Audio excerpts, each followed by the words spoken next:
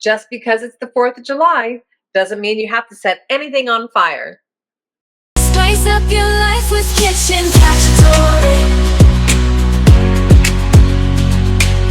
It's got good life with Kitchen Cacciatore. Hi. Oh my gosh, we are here. This is the first episode of Kitchen Cacciatore. I've been dreaming about this for a long time, and to launch it on the 4th of July means so much to me. This is an episode that I'm dedicating to my parents, my loved ones, my family, my relatives. We're going to be highlighting one of my father's favorite recipes, Graziano Brothers sausage, my dad's favorite dish all year round, because there's many ways to do this sausage, and I'll tell you about that in a second. But his favorite one during the summer would be sausage, peppers, and onions. It's over here in the skillet with the Graziano Brothers seasoning. And you can order it online, but I went for the big jumbo bag because you never can have enough of this. So anyway, I want to talk about the 4th of July, but first, I just want to say thank you all for coming here. This is my first episode of a long-time dream. I want to bring in Karen Glasser, who is my dear friend. Hello. We brought up the close-up menu here too. So Karen and I go way back, but what was really special about getting this started is that I got invited into the favorite chef competition led by the amazing, wonderful, energetic Chef Carla Hall. And here we are today. So Karen, hi. Hi, I'm so excited for you. I am so thrilled for you. This is such an exciting journey that you're on, and I'm thrilled to be on it with you. Well, let's just let people know, if you don't know, if you haven't been following and voting, because we're still in the voting process. When you might be watching this down the road, we'll already know the results from it. But this has been a really wonderful ride, getting to know other chefs, getting to know the former winner from last year, Chef Kay. She's been an amazing mentor and friend. But I'm just really excited about this, because by the time this season goes, by the end of July, because we're launching today, July 2nd, which is a couple of days before 4th of July, we'll know by the end of the month how far we've come along. And Karen called me up, and tell him about what inspired you to call me. You know, I was watching you put these amazing recipes out and talking about this contest, and I was voting, and everyone's voting, and there's all this energy. And I literally said, oh my gosh, I have to call Tess. And I picked up the phone and I called and I said, Tess, I said, have you ever considered doing a show? Famous last words, right? You had, in fact, like a long time ago, the idea started to percolate, right? Absolutely. So I'm going to be continuing to cook, and I'm not sure if you can smell these Graziano sausages. Oh my God, I can smell them all the way here in Palm Desert. I want some. I'm in the wrong place. Exactly. You're in the wrong place, but you're going to come out soon. I am. So, I started this dream long ago, and first off, 4th of July to me is so much fun. I grew up in Des Moines, Iowa, but the suburb that we grew up in was Urbandale, Iowa. How amazing can you be? How all-American can you get? They had a 4th of July you would never believe. They had a parade in the morning with the go-karts and the Girl Scouts and all kinds of stuff. And my dad and his best friend had a food tent at the 4th of July carnival for a few years in a row. And I used to go up and I would smell this exact combination, the Italian peppers, the onions. And our close-up camera over here isn't working, but I hope you can smell the vision here. And I'll be tasting that in a minute, but I'm going to turn the fire down a little low because they've been cooking for a while. So there's orange and red peppers in here, and there's white onion and Italian seasoning. And right now I'm going to chop up, this is chiffonade, when you roll the basil up into like a little cigar, and then you... Very fancy. Very fancy. It just makes it really easy and pretty and so fresh smelling to have this be the topper of the dish. Yep. Then also we have a little bread. So this is a single serving, right? So if you want to have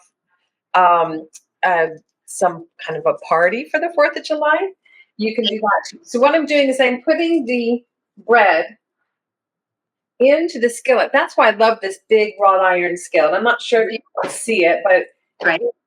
a jumbo one. So as a single person, I can make multiple things in the skillet, or if I have families over and friends over and I'm having a bigger menu, then I put everything in it. But right now I have the sausage and peppers, the onions, and the grilled bread.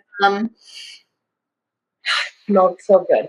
So there's no carbs, right? There's no carbs in sausages. in this sausage that the Grazianos have, a lot of people will put something in there that could constitute as carbs, like a breadcrumb or something like that. But in these, they're gluten-free and carb-free.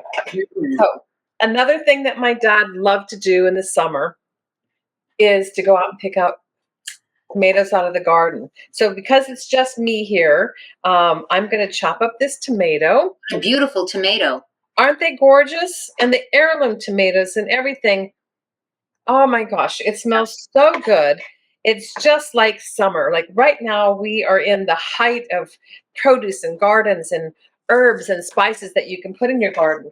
So right now I have this little bowl. It's my tricky, trusted bowl. Every kitchen should have this silver bowl because you can do so much with it and do a lot of prep work. So I'm just going to cut off a few red onion slices because it's just me. And of course, my friend who's across the desert. I know. And then I sprinkle in the basil. And then we put in some olive oil. Any particular olive oil or just Extra virgin olive oil. There's so many good olive oils on the market, but what I love to do is go and support like a local monastery in Santa Barbara, or there's a place in Tuscany that my brother gets fresh olive oil from. So we're just going to mix this up. This is a beautiful, trying to find the camera there. There's this beautiful array of colors and the smells. yummy? And what I want to do is over here, I have like a little bowl, if you can see this, of salt. And this is the Italian seasonings. So just sprinkle that on top. That I'm going to set to the side so the red wine vinegar works with the tomato and the onion. And we are going to start plating this beautiful Italian sausage, peppers and onions. As I said, it's my favorite dish. I was raised on this dish, and my dad absolutely loved it. So I have a question for you. Sure. You know, this is your first show. This is the launch of the very first episode. How long have you been dreaming about doing this? Oh my gosh, I'm so glad you asked that. I have quite a history in the food world. First and foremost, growing up with my grandmother and her sister were amazing Italian cooks. My mom was a wonderful cook as well. So I loved the culture of the Italian food. The Southern Italian food is where my family's from. My grandfather's from Palermo. My grandmother's from Calabria. And so I grew up on the Italian traditions. Then I went to college and I had a boyfriend who was Lebanese, and he also liked to learn about Chinese cooking. So I learned a lot about that culture and Chinese cooking and Asian cooking. And then my first songwriting partner in New York was Puerto Rican. So I learned a lot about the South American and Latin cultures and foods. So that really started to pique my interest. And then I worked at this restaurant in New York and became really good friends with a man by the name of Stephen Shern, who's no longer with us. He passed away about 6 years ago. But he was a huge inspiration in my life. I was catering with him. I was an assistant with him. He was a food stylist for the covers of Bon Appetit, Food and Wine, Gourmet, every magazine that you can imagine in the food world. I was by his side cooking all the food to be able to prep for food display. Now, he's a master at it. This is just me just throwing it together because I'm a single recipe, single on the go. So I just wanted to give a shout out to him because I've had an amazing journey with him as a mentor. Now, you actually had your own catering. I did have my own catering company. And then about 2006, because the food styling and the food world and the internet and Food Network was one of my favorites. I grew up watching that as well. what was really important to me is to really work with the cultures of the world and the spices and all that kind of stuff. So next episode, we're going to be diving into the cultures of different spices and all that. So Kitchen Cacciatore came to me around 2006. I've been living and breathing and dreaming about this. And thanks to you and you all, I'm finally getting this dream off the ground. And we are so thrilled. So this looks so delicious. What would you normally drink with this?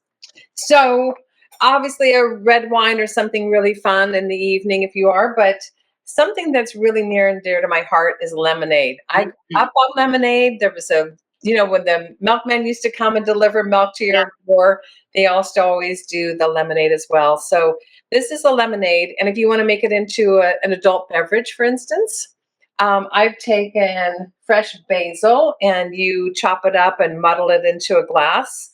Put a nice big chunky ice cube in it and mix it with lemonade and vodka.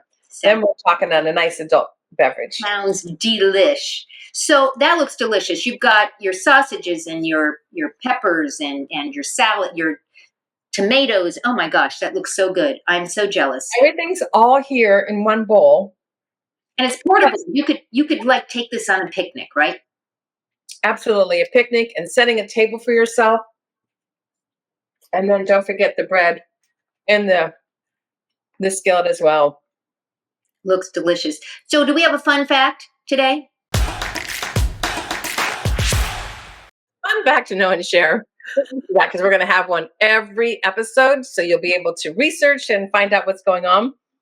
This week's fun fact to know and share is the family, the Graziano Brothers, came to America from Italy. And in 1912, they bought this building, and it's been the same building since. Wow. 3 generations of family members have run the Graziano Brothers, and the 3rd generation is my younger cousin, Frances. First time a female has actually taken over the family business, and she's doing an amazing job. And so I would say go visit if you're in Des Moines. It's a very, very big, historic, beautiful, heartfelt deli and store. You can get all kinds of. We'll make sure we'll put the information in the comments down below in the copy. I love that. Yes. Great. Yes. Let's get everybody over to Graziano Brothers. They have had the same establishment, the same building since 1912.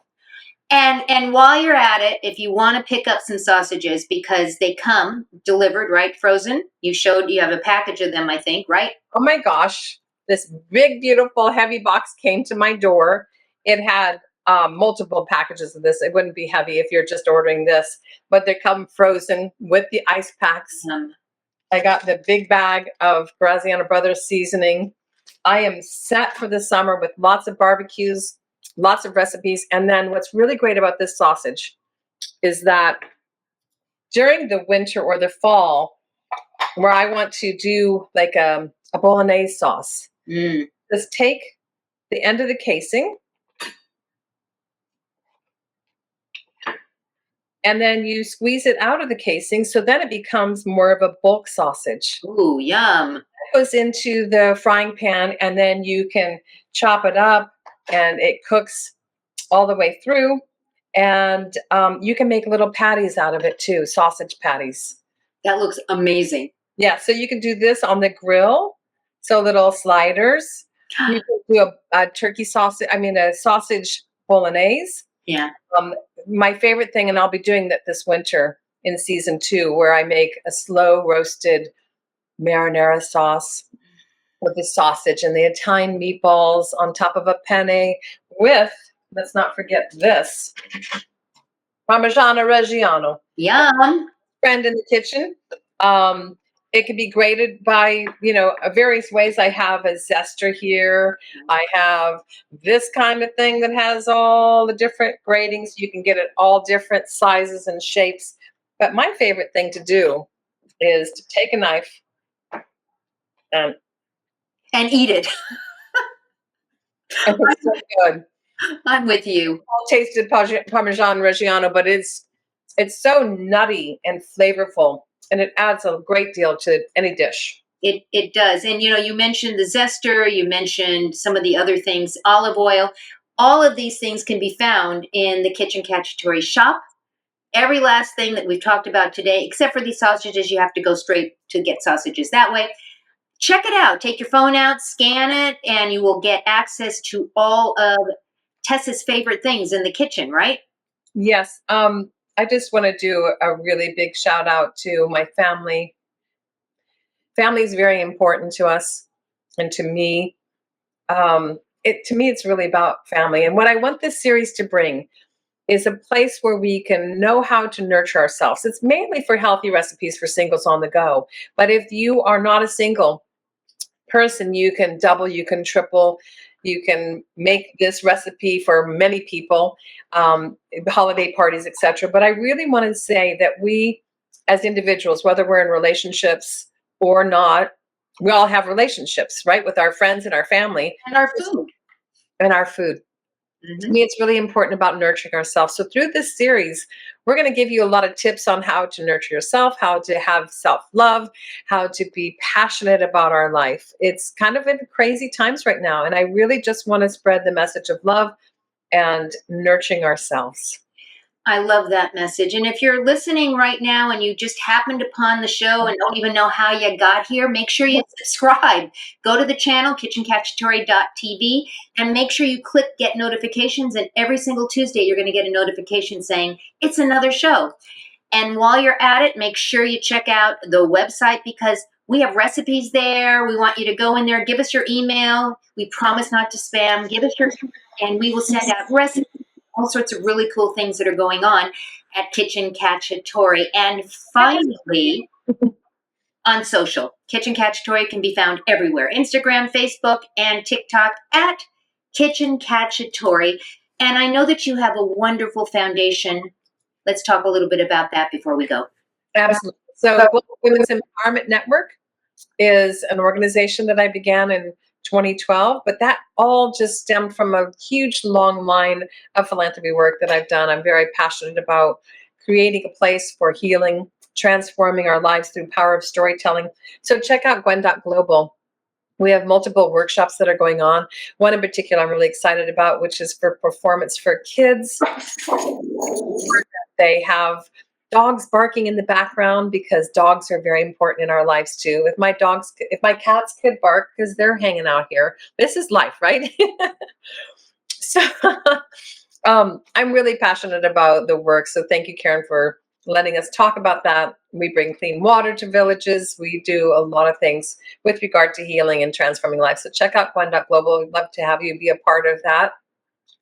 And let's all come together for food and passion and exhaling and breathing and all kinds of wonderful things that take care of ourselves. Because you should never, ever, ever miss an opportunity to what? Spice up your life. Bye, everyone.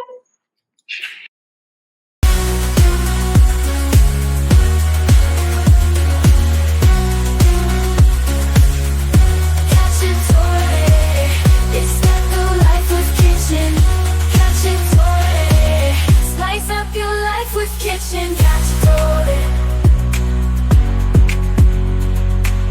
It's got the life with Kitchen Cacciatore.